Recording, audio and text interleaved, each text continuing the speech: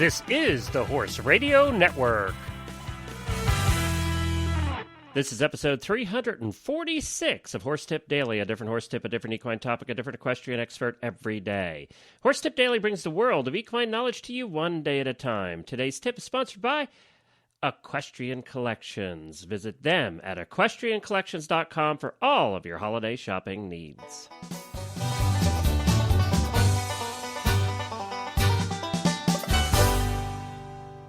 Howdy, everybody. Glenn the Geek back with you from Lexington, Kentucky. And we have the last in our Inspirational series that Chris Stafford put out this week.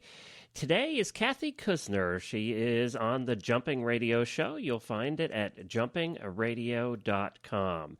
And what we're going to do is, like we have done for the past couple of days, we're going to play this episode in its entirety so you could hear the inspiring story of Kathy Kusner and probably learn some things along the way, too. It's the reason that we did this series. Tomorrow we have a special show for you as well. And then on beginning next week, we'll go back to our regular tips. But tomorrow we'll wrap up the week with a little song. So we hope that you enjoyed this week replaying some of the most inspirational shows from the week for Thanksgiving here on Horse Tip Daily. Well, we're going to be back with the entire episode of Kathy Kusner on the Inspirational series that Chris Stafford did on the Jumping Radio Show from jumpingradio.com. But first, I want to tell you about a coupon. You can save some money this year when you're shopping for your holiday gifts, and that is at Equestrian Collections. Get $10 off your next order of $120 or more just by using the promo code Radio Show, all one word, Radio Show, on checkout. And you'll get $10 off your next order of $120 or more. That'll cover your shipping plus some.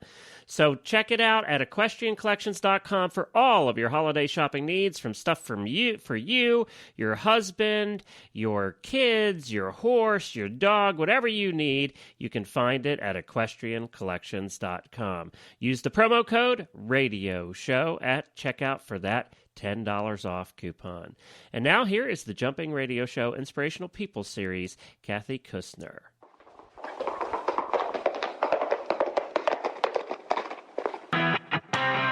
This is the Horse Radio Network.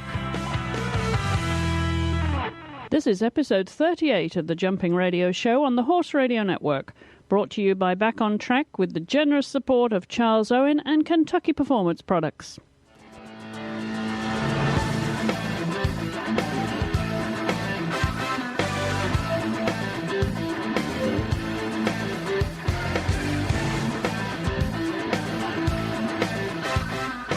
This is Chris Stafford in Lexington, Kentucky, and you're listening to the Jumping Radio Show this Thanksgiving week. And this week, we're going to feature an exclusive interview with Kathy Kusner as part of our Inspirational People series.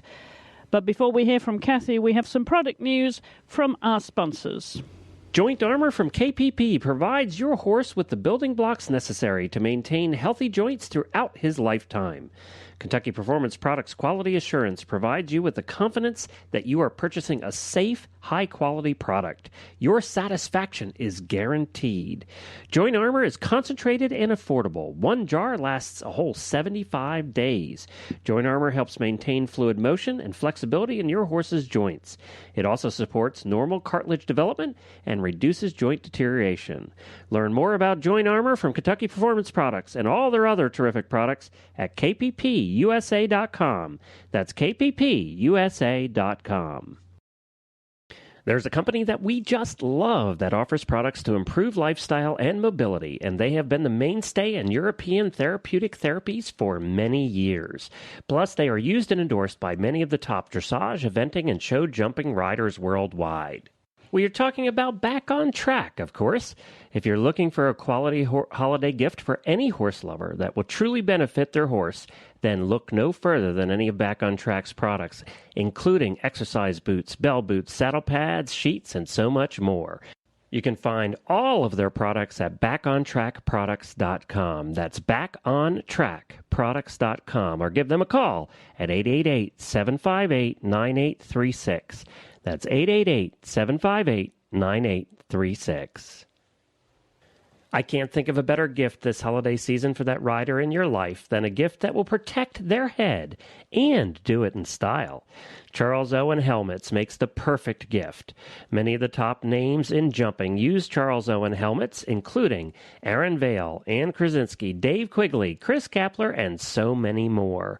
Safety has always been a paramount concern, and Charles Owen has been continually raising the bar and standards used throughout the world.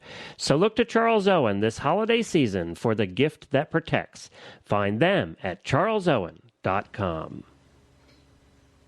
Well, this week, as you can tell, I'm on my own, but we're bringing you a very special episode, which, as I said, is part of our Inspirational People series and our continuing series here on the Horse Radio Network. And this week, we have a remarkable woman who is inspiration not only for what she achieved in the saddle, but for all her many other accomplishments, which you'll hear in just a moment. So it is a great privilege to welcome her to the show.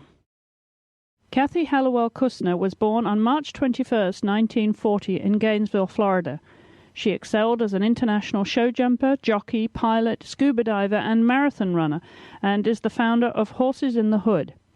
Kathy's show career began in 1989, and while only 21 years old, she was named American Horse Shows Association's Horsewoman of the Year before joining the United States Equestrian team in 1961. As one of the first women ever selected to represent the USET in Olympic competition, she rode in the 1964 Olympic Games in Tokyo and the 1968 Games in Mexico City. Kathy played an integral part in the USET's team silver medal victory in 1972 at Munich. She also won a team gold medal at the 1963 Pan American Games in Sao Paulo and a team silver medal at the 1967 Pan American Games in Winnipeg. Kathy was a two-time winner of the Leading International Rider Award at the National Horse Show, and in 1967 was crowned the Ladies' European Champion.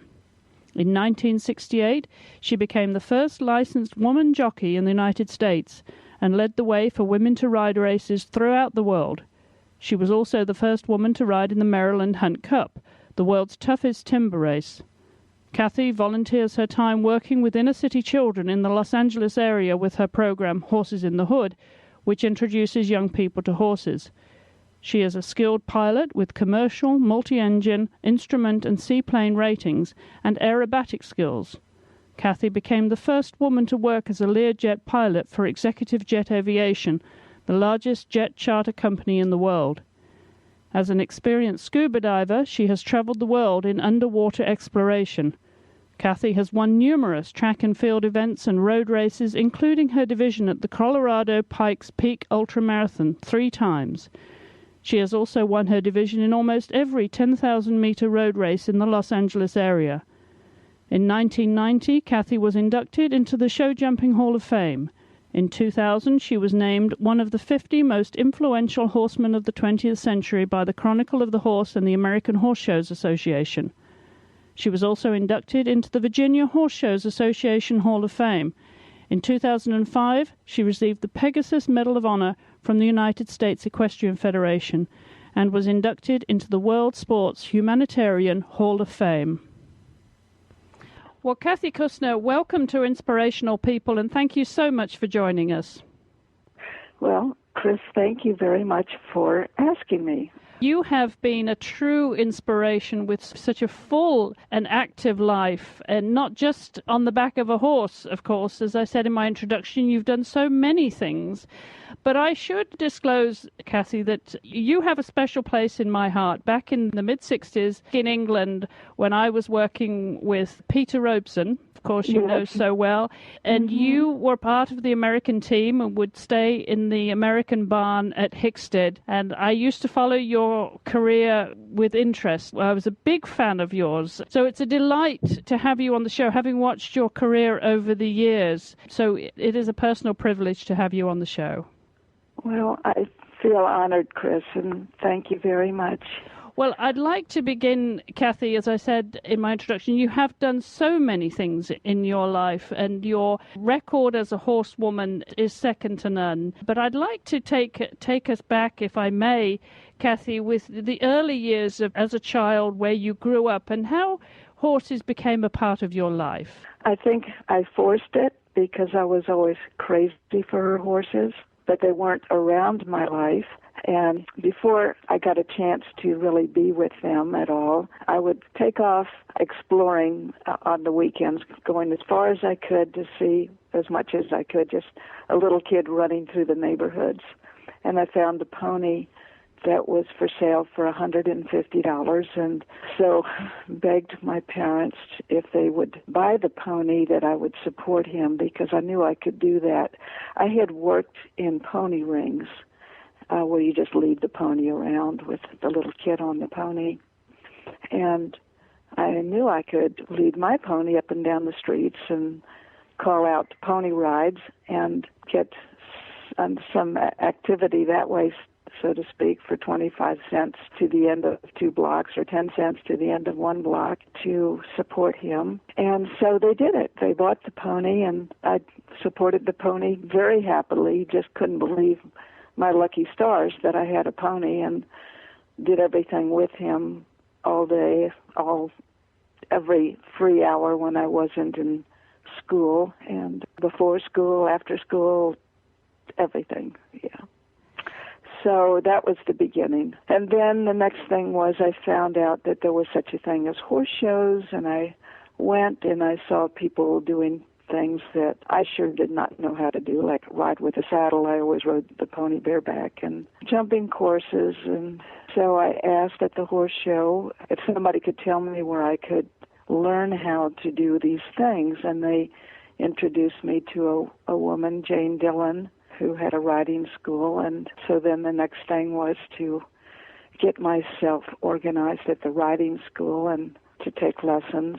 And I would do stable duty on the weekends at the riding school, and I would get to take lessons. And then I got to show some of the school horses in their local shows, and then a little bit at shows that were not just at the riding school. And then horse dealers started to ask me if I would ride some horses for them, and I was thrilled out of my mind to have such an opportunity. I mean, this felt like I was really becoming a professional, which was great.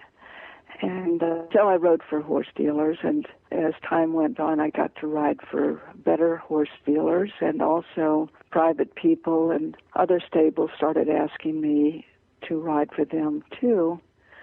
And again, this was the whole goal, was to get to ride better horses, become a better rider, so I would be asked to ride better horses. And one thing led to more. The next thing, as I got to ride better horses, I got to be a better rider, and I ended up riding for the best dealer in the country and riding a horse that was the best jumper in the country, a horse called Windsor Castle. And so this is a slow evolution in a sense, but that's how the evolution did go, basically. From that, I was invited to ride at the United States Equestrian Team Trials in 1958. I did that, and from that I was asked to train with the team in the winter of 59 and the winter of 60, and I did that. And so that's kind of how it began. Also, another thing that was happening was in the very beginning I was grooming at horse shows and braiding at horse shows quite a bit when I wasn't so lucky to get to ride at that moment. So that was all a very interesting and good thing also, to learn many things from that particular perspective. You were born in Florida but grew up in Virginia. Were your parents or any family influence in or involvement in horses, or were you a pioneer in those days? No, they had nothing to do with horses, and we lived many places before we got to Arlington, Virginia. I was in Arlington, Virginia during the 50s, I would say, in junior high school and high school. And this also was a time of segregation. And the grooms at the horse shows were mostly black people, and the segregation, of course, was fully affecting them, where they couldn't get anything to eat from the diner or stay in a motel or anything like that. And I was very aware of that. And what happened from caring about that was later on developing Horses in the Hood, which is a nonprofit that I started for our poorest black community in Los Angeles. And, of course, the community is not totally a black community. It's become, through the years, more black and Latino. It doesn't matter what the people are. That was the choice of a place to invite people to come to our horse camps from Watts. And that's been a real joy to do that, too. The people have been great, and it's been a lot of fun. And so that's another project that kind of started from during that time in Virginia, during segregation. It's clear to see how that would have influenced what you do now with Horses in the Hood. I want to just take you back, Kathy, to also your education and some perhaps memories of school and how that fitted into your passion for horses. Were you a good scholar? Did you enjoy that part of growing up? School for me then was jail. So I really wasn't. And I would go to a barn of one of the dealers at 5 in the morning and ride. We were getting a racehorse ready to run, actually, and I would gallop the racehorse, come back, go to school, then after school, back to the dealers. And when I got my pony, which was before that time, I did stuff with him before school, including riding him, and then as soon as I got free from jail, I was back with the pony. So school did not fit in, and school also at that time was not interesting. I mean, I'm going to say that a lot of it was my fault because I was crazy for this other life, this horse activity life, and crazy for horses. But also, this again was a very, in my opinion, a very dull time to be going to school. They were totally segregated. They were kind of prim and proper in their way. And to go to school today would be so much more fun. I mean, it wouldn't even compare. I see what's going on. And since that time of really hating school, the last so many years, I've been going to community college some, and I just love doing that. Entirely different. So the main thing that I learned from school was they were segregated, and it was really dreary. So that's my school story. Well, it was obviously a very difficult time in that period. And do you, being a horse-mad young girl, wanting a lifestyle with horses, what was your family's reaction to that, Kathy? What they wanted was for me to at least have grades that were good enough to go to college, because they both were college educated and both were teachers, and my father was a calculus professor, and my mother taught Spanish and this and that, and she was a teacher, and they just wanted me to go to college so I would have choices in life, and absolutely made perfect sense. But I did not make grades good enough to go to college. I was failing lots of classes or barely passing a few classes, and it went from we hope that she can go to college to we hope she gets out of high school. And I did get out of high school by the skin of my teeth. And I love education. And I, again, loved going to community college, and I've always read about things. That's what my reading is. Education to me is huge. But I think for me, going to school in the 50s in Arlington, Virginia was kind of the most dreary jail I could have been in. And I'm sure I brought a lot to that party in thinking that I was in dreary jail. But I knew where I wanted to be, and that was not there. On the back of a horse, obviously. So which of your teachers, Kathy, have most influenced your life? Gosh, no school teachers then. I've had wonderful teachers at community college, at Santa Monica Community College. But at that time, I would say one of the big influences was, especially once I got on the team, but even before I got on the team, knowing Billy Steinkraus a little bit and then getting to know him very well. He was a huge influence, and he knew about many things, was interested in many things, and on the trips in Europe would be going to the museums and to musical things and so forth, and I could tag along on some of his trips. And whenever I could, I just said, yes, yes, yes. And I learned a lot of things from Billy, and also as a horseman rider, I learned many things from Billy. He was a huge influence. Also during that time, Nelson Pessoa as a horseman and rider. He was the best rider, one of the best riders in the world at that time, a Brazilian rider that everybody knew well because there was nobody better. And I sure spent a lot of time around Nelson to try to learn whatever was possible from him as a rider especially. So Billy was learning not just as a rider, but learning more about everything. He just was so interested in that, interested with that broad brush, so to speak. And Nelson or Neko was just there was no better rider. So those were two people that were huge in my life. In those days, in the 60s, 50s, 60s, you were obviously very active as a show jumper, but also mounted a successful legal challenge to become the first licensed woman jockey in this country in 1968. What were your priorities in that time as a horsewoman, Kathy? Did you want to just try everything, or how did your life evolve as a horsewoman in that period?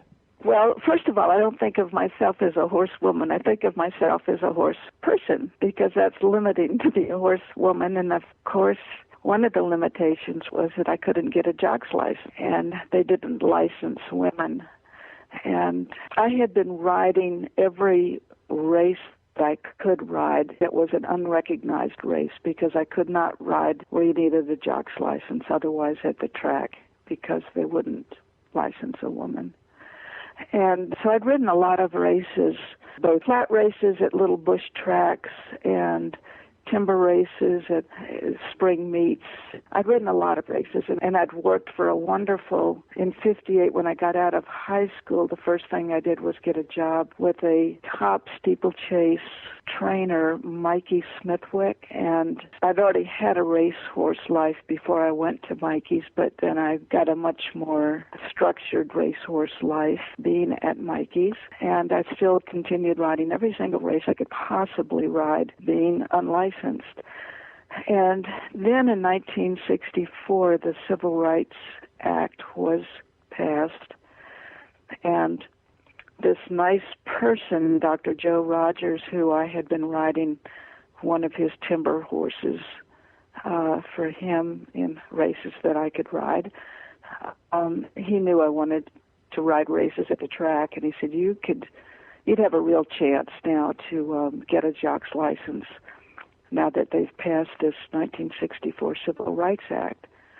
And I thought, well, great. This is, it was thanks to him that I was even aware of that.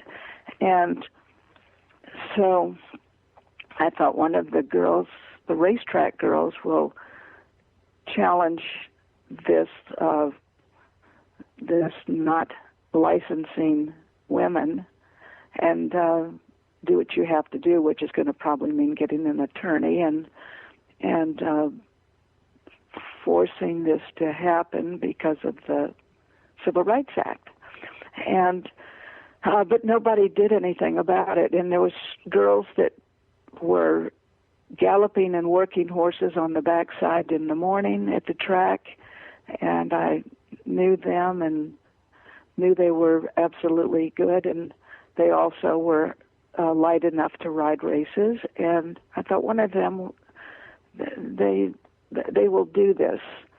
At the same time, I was on the team in 1964 was the first Olympic Games that I rode in Tokyo. So I was having this other life too, riding on the United States Equestrian team, which was a huge dream for me to do this, and I was doing it, and I was certainly thanking my lucky stars to be doing that. But then during the off season, I would be riding races, and races that were unrecognized. So I was thinking, if just one of these racetrack girls will do this, that would be great, and then I, too, could get a jock's license. Well, 64 goes by, 65 goes by, et cetera, et cetera. Now we're at 68, and we've come back from being at the Olympics in Mexico City, and I go to Saratoga. I would try to get to Saratoga for the race meet in August to get a job with a trainer, and I'd be galloping and breezing and working horses in the morning and working horses in company with jockeys like Angel Cordero, et cetera. And I was also schooling hurdle horses horses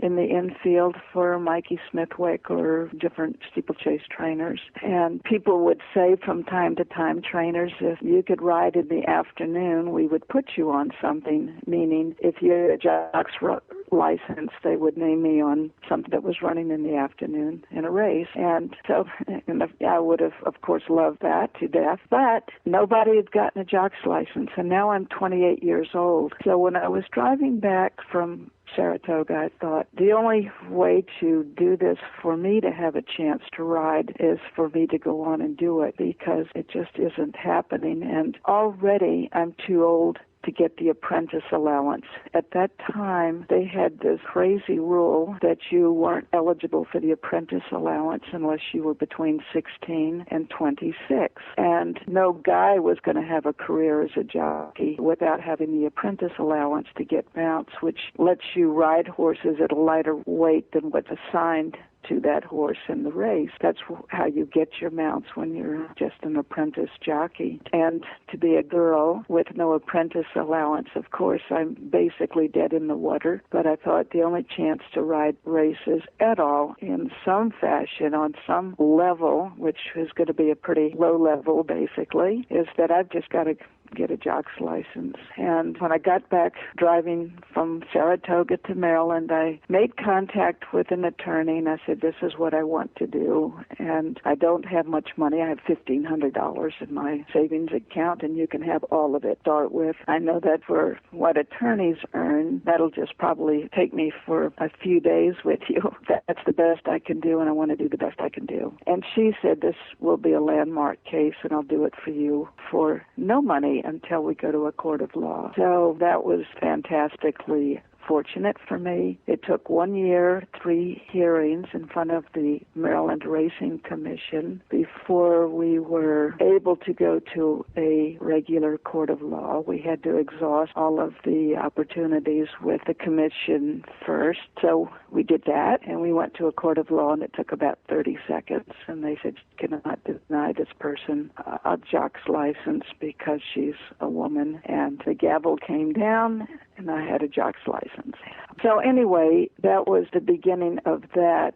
Now, luckily for me, in a sense, after I got the jock's license, I was showing on the fall circuit with the team, and a horse fell and I broke my leg. So it was going to be another 6 months before I could ride again. Well, when I say luckily for me, I was dreading all that would go with being one of the first, being the first having a license and being one of the first to start riding races. I really don't enjoy the press or any publicity. I just want to do what I'm interested in doing. And the only reason for me to get a jock's license was not to be the first girl to get a jock's license, but for me to be able to ride races on whatever level it was going to be. I loved that world also. I loved riding races, which I'd ridden quite a few of these unrecognized races, and loved that particular life also, along with loving my life with jumpers and being absolutely just couldn't believe, again, my lucky stars to be on the United States Equestrian team. So anyway, other girls started off being tortured by the press, and so I was thinking, you girls go. Thank you for taking that torture. And then eventually I put back together again and started riding races at the lowest half-mile tracks that ran at night, and I was thrilled. It was way fun. And then a little bit more and a little bit more, but because I'd never had the apprentice allowance, that was a huge handicap. The amount that I did get to ride, I was thrilled. I loved it to death. So that's that part of the story. Of course, you were immensely successful at being an Olympic show jumper and a jockey all at the same time. But Kathy, what would you have regarded then to be your greatest strengths and weaknesses? All I can think of is millions of weaknesses. I mean, I don't know. All you can do is the best you can do, and I sure did do the best I could do, which wasn't always as good as I would have liked it to be. I had a lucky life, no question. Riding races, I had a lucky life to get any mount, and the mounts I got were not very many, and they were, for the most part, on horses that were 99 to 1 and long shots otherwise. And to get any mount at all, I was thrilled out of my mind. I had nothing but a lousy race riding career, but I did have a race riding career. I did ride races, and I rode races on the East Coast, and then I got to go to different countries. Being the first girl licensed and being one of the first girls riding, they would kind of bring you to different countries like a freak show, and they'd get a big draw of people coming to the races on those days that you were riding. So I got to ride a lot of nice horses in South Africa and Rhodesia. I rode at all of the major tracks in those two countries. Rhodesia is now Zimbabwe, but then it was Rhodesia. And I rode in Panama, and I rode in Peru and Chile and Mexico City, and I even rode one race in Germany and had a winner. And so I would say, for the most part, the best horses I did ride were on these trips where they would really give you decent horses to ride because they wanted it to all go well, because they were promoting their racing that day and promoting their racing anyway. And so that was a very fortunate thing to get to do, just because of being an early girl rider, so to speak. But otherwise, I was riding in Maryland and Pennsylvania and so forth, Delaware, mostly at the night tracks, but not totally. I had a couple of winners at Atlantic City and in Monmouth and Delaware Park, Laurel, and things like that. But I was mostly riding at Pocono Downs and Charlestown and Shenandoah Downs, the kind of half-mile tracks. I was glad to be riding anything, and a lot of the time I was covered in mud. When I'd pull up, I had just had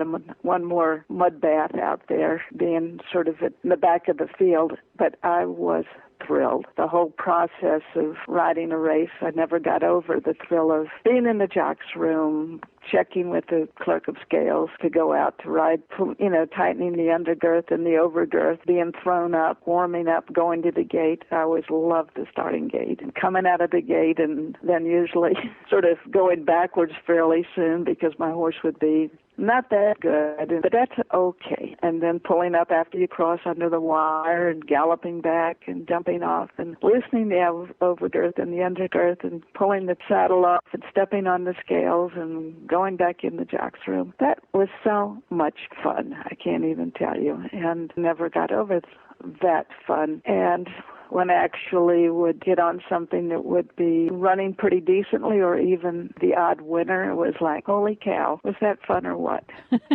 So, yeah, the whole thing was fun. And being on the United States Equestrian team, my God, just a different world, totally, no comparison. I mean, the common denominator is they were horses, but other than that, it's like swimming or diving. You're doing it in water, but it's an entirely different world and an entirely different technique in every way, and that was very fun. Well, we should remind everyone of the amazing accomplishments as a show jumping rider.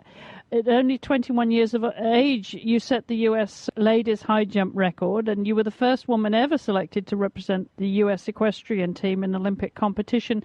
An incredible diversity of accomplishments with your show jumping career and your race riding career.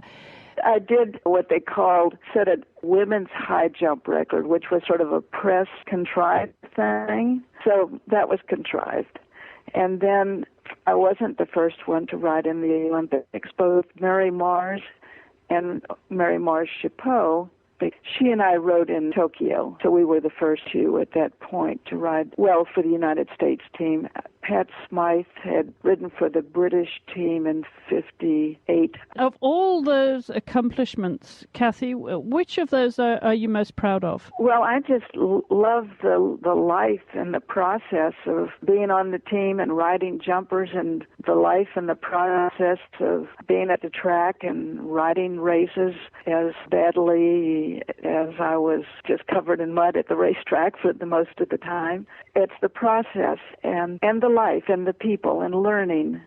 The learning part was just always so interesting. And so I don't think about it so much as accomplishments as really the life, the doing of it all. And I was just crazy for the doing of it at the track and the doing of it with the team and with jumpers anyway. I also had a big life with jumpers, not just horses on the team, but horses that I was riding for other people, for dealers.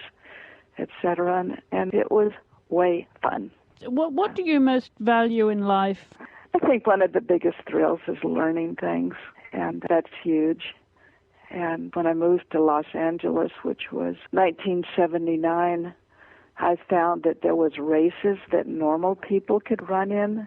I always loved track and field. At the Olympic Games, I would be glued to all of that, but I never knew there was anything that people less than nationally or internationally ranked runners or any of the field events, too, could participate in. Well, then that changed during the 70s. They started having these races of all kinds for just anybody. All you had to do was pay your entry fee and line up. And when I discovered that when I moved to Los Angeles, I started running every single race I could find, and that was way fun. And then, including, I started running marathons pretty quickly, and then found out there was another world called ultra marathons, and started running ultra marathons. And a lot of these marathons, but especially the ultras, they're held in some of the most beautiful places in the world. An ultra is anything longer than a marathon, and there's no maximum distance. And the minimum is they've got to be at least an inch more than 26.2 miles, which is the distance of a marathon. Anything over, they're an ultra. And so I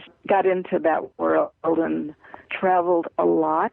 Doing this, I had a long-distance running boyfriend, and we went many, many places in the world running these things, and it was so much fun. And he loved learning also, and we would build a trip around an ultra somewhere and see everything and try to learn everything we could about that area, and whether it was South Africa or we did trips to China, Great Wall of China Marathon, and a marathon through Angkor Wat in Cambodia, and et cetera, et cetera. And that was and it still continues to be a great adventure and a great learning experience. I read somewhere that you won your division in almost every 10,000-meter road race in the LA area. I did that for about 2 years, and then somebody came along that was good. And you also won your division of the Colorado Pikes Peak Ultra Marathon 3 times? That's correct. So there's more winning than...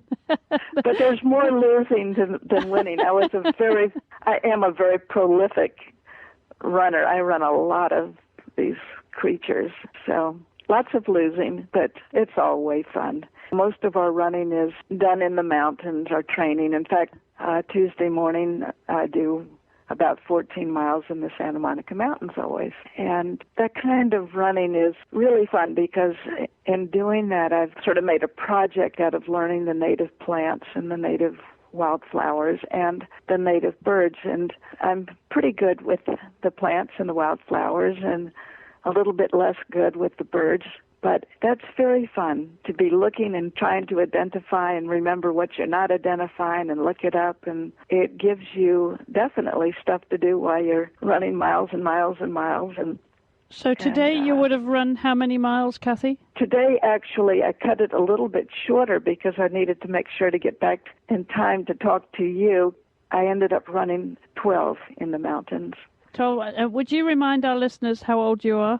I'm 70 now, probably about to be 100, but today it's only 70. It just keeps, each time I check, it's like, holy cow, how did that happen? Anyway. Well, apart from being obviously a very, very accomplished horsewoman and runner, you're also an experienced scuba diver too. And when you mentioned all those wonderful exotic places around the world that you've been running and riding, you've also taken in a few fabulous sites in your scuba diving activities too. That's true. That is another great way to see the world. And I would say I have dove probably most of the best diving sites in the world, a little bit. But there's one that I have never dove, and that's Palau, and I would love to dive Palau. And that's in Micronesia. So, yeah, that's another way to explore. You clearly are a woman that finds no barriers in life to adventure. You're also a pilot, with the commercial multi-engine instrument and seaplane ratings and aerobatic skills. How do you find time for all these things, Kathy? And where did the flying career become inspired? How did that start? Well, it certainly was always something of interest, but I knew that there was no way that I could get a pilot's license because that's expensive. The one thing that I've never had much of other than just to pay my expenses in life is any extra money to do much of anything. And just to say this, luckily in my life, whatever I do with horses, it's been kind of a barter system where I've gotten to do many other things because of riding horses for people. And when at some point of, I want to say, how old would I have been? 18, 19, 20, something like that, 21, 22, somewhere, there was a person that became very quickly kind of one of the best riders in this country from being just a blacksmith, and his name was Benny O'Mara. And Benny went from being a blacksmith to 2 years later being the most successful horse dealer, and there was no better rider in the country at that point than Benny. And also, I started riding horses for Benny. And then Benny decided, well, we were talking about easier ways for him to get around to do his buying of horses, because a horse dealer's got to stay on the move, kind of like a shark, to keep seeing horses, buying horses, to have stock to sell. So I was saying if you learned to fly, you could get to, your radius of action would be greatly increased to easily get to the Midwest or here or there and for your buying trips. So then he decided to take flying lessons, and he actually got quite interested in it. And I was showing a lot of his horses, and then he said, you can also take flying lessons. And so I started taking flying lessons and got a private pilot's license, and then got an instrument, and then got a commercial. But it was started with Benny, and then I was riding horses for a wonderful family called the Butlers. And Mr. Butler, at one point in his life, had a pilot's license. And so we made a barter system, again, arrangement where I could continue my flying and go on and get other ratings through he would sponsor that part of my existence since I was doing everything with his horses. I ran their life and showed them and so forth, and I got to fly all that I wanted, and I kept just getting every rating that I could find, which was every rating, with sailplanes and commercial sailplanes and seaplanes, and so then the next thing that happened, I was at the Olympics in Munich, and the person that was the president of the Washington Horse Show at that point wanted me to do some special classes at Washington that fall, and he was at Munich, and he would be around the stables in the morning, and he also was the president of a jet charter company called Executive Jet Aviation. So I was saying I didn't think I was going to Washington that fall because I had enough. I didn't have to do that show, and I was going to have to do a whole bunch more some more right after that. And he said, well, we ended up making a barter system deal. The barter system deal was if I did Washington, his horse show, and his special classes, then he would allow me to then go to Executive Jet's base in Columbus, Ohio after the horse show season finished, and I could get a type rating in a Lear jet. Well, that's huge. And I said, yes, I would jump at that. And we did it. I did Washington, and after I was finished with the fall horse show circuit, I checked with him and said, you still mean that I could be, because if you don't, I understand. It's just such a huge, big nut to get type rated in a jet. And he said, no, I mean it. And I went out and I got type rated in the Lear. And then I came back, and then I got a phone call from his vice president in charge of operations, who was Paul Tibbett. Paul Tibbett was actually the pilot that flew the Enola Gay that dropped the bomb on Hiroshima. And he was, again, he was very important at this point in time at Executive Jet. And he said that they were offering me a job to fly for Executive Jet. Now, was that because I was a better pilot than other people that had been putting in their application? No. But what they needed was, they needed a female pilot, just because this was a time that equal opportunity was very important. And this was in 1973. And so I represented that.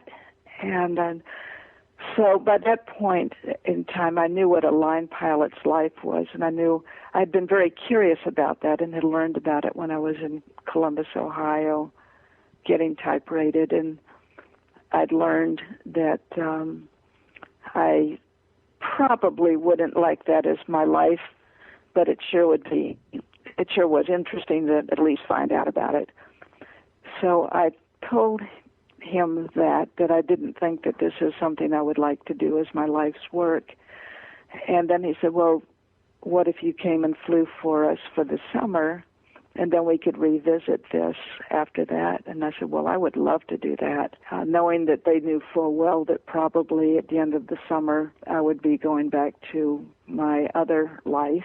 So we did it, and it was great, and I had such an interesting summer, and knowing full well that I wasn't stuck being a line pilot, and I hadn't, again, misrepresented that I was going to continue to be a line pilot. And under those circumstances, it was very fun to do it. And the Learjet, my gosh, you can't get a more exciting airplane to fly. And the thing was a jet fighter for the Swiss Air Force, and it just was converted to be a businessman's jet. So you were essentially flying a fighter, which was way fun and a very overpowered creature. So a lot of horsepower there, Kathy. Being such an achiever and an adventurer, does anything intimidate you at all? First, I think, holy cow, anybody that does this or that, they've got to be extremely everything. And then I sort of look at people that do these things, whether it's line pilots or whatever, and I notice that they're just people. And they're really not extremely anything, except they have learned step by step how to do that. And so I can keep taking all of those steps too and see what comes from it. I never feel like, oh, I know that I'm going to be good at this or whatever. I'm just going to keep taking the steps and doing the best I can with it and just see what comes to pass with no expectation of anything but the interest of doing it, the fun of trying to do it. And if I can do it on some level, great. If it was going to be that I couldn't do it on some level, still very interesting to just learn a little bit about it or learn a lot about it. Like when I first came to Los Angeles, I was going to acting school. Now, I knew full well that I was not going to be able to be an actor, and I knew full well that I cannot act. But I thought, what fun to go to class, because then that's all unfolding, how the basics of how do you do this thing. And that's what was happening in class, all of the things that you do in acting school, and which is everything. It's learning how to do a cold reading as if you were auditioning for something. They handed you a script and you have a couple minutes to look it over, and then with your eyes sort of down on the script, but then up again, relating to who's ever have given you the cold reading to really try to bring that character to life and do it, or to do a scene, or you had to learn movement classes to be able to do some sort of dance, even in the most rudimentary way, or voice lessons. To be an actor, you have to be able to do all of this stuff, to move and to do many things that have a lot of business, where you're picking up this and carrying it over there, and as you're doing your scene. And so all these things are just done with a bunch of people, for the most part. I couldn't do them either, except they had some ability and they were young and beautiful. We had those differences. But other than that, it's all of these basic things that we were doing in class, and that was way fun.